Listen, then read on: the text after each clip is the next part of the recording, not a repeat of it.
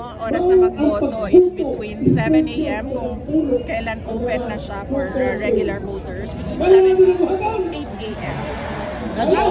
Why Duterte 10 besides sa potential for impeachment? Ano pa priority?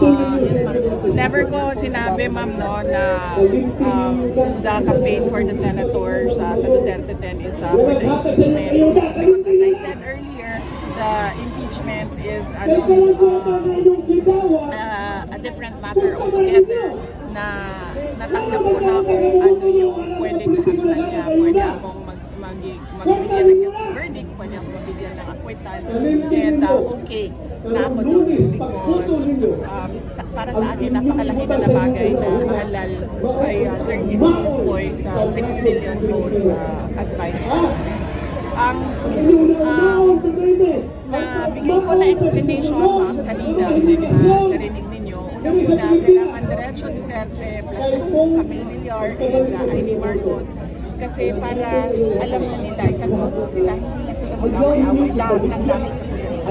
Mag-aawayan na lang nila ay kung saan at paano ilagay ang mga proyekto, yung mga gano'n ang pag-uusapan nila, yung servisyo sa mga. Pangalawa, kapag sobrang dami, black-voting siya, street-voting siya, ay mahirap pabilin sa dagdag bawas sa dayaan sa computer. And then, pangatlo, ito yung mga senators na alam nila kung ano yung gusto ng bayan. Ang gusto ng bayan is ituloy ang nasimulan na pagbabago, tunay na pagbabago ni dating Pangulong.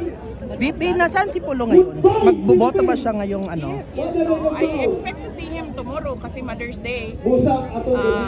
Nung inimbita ko sila sa group chat, umuo naman sila. So, Nakauwi na si Pulong?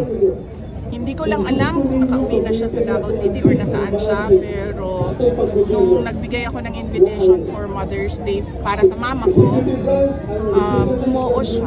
So, baka, hindi baka, nandun talaga yun kasi sabi niya, okay, we'll see. Message sa VP, Mother's Day. Yes, oo. Ang laki ng pasalamat natin sa ating mga nanay. Ako lalo na dahil yung trabaho ko ay demanding siya, and it takes 24 hours, 7 days per week para sa akin dahil ang schedule ko ay nagdedepende sa schedule ng mga tao. Kaya mahirap siya para sa akin ang scheduling, lalong-lalo na meron akong tatlong anak na kailangan pagpiliin at bantayan. At nandiyan yung nanay ko. In fact, very recent example sa appreciation ko sa aking nanay ay itong campaign na ito. 3 weeks akong nagbiyahe, nag-caravan, nag-Duterte 10 caravan kami, Visayas to Mindanao to Luzon. Nandoon yung mother ko para magbantay sa youngest ko na anak. Dala-dala ko siya sa kampanya, yung youngest ko, and sumama din yung nanay ko para siya yung magbantay sa anak. Ma'am, yung Mother's Day plans niyo, will it be lunch and will it be strictly Mother's Day lang, or do you expect na ma-bring up yung controversy, yung video? Well, I do not know. I do not know what we will talk about tomorrow. Yung Mother's Day namin ay dinner siya tomorrow doon sa residence na nanay namin.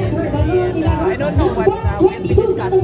But kung ako lang pahuhulain kung ano yung i-discuss, I think the discussion will be about PRD and detention center.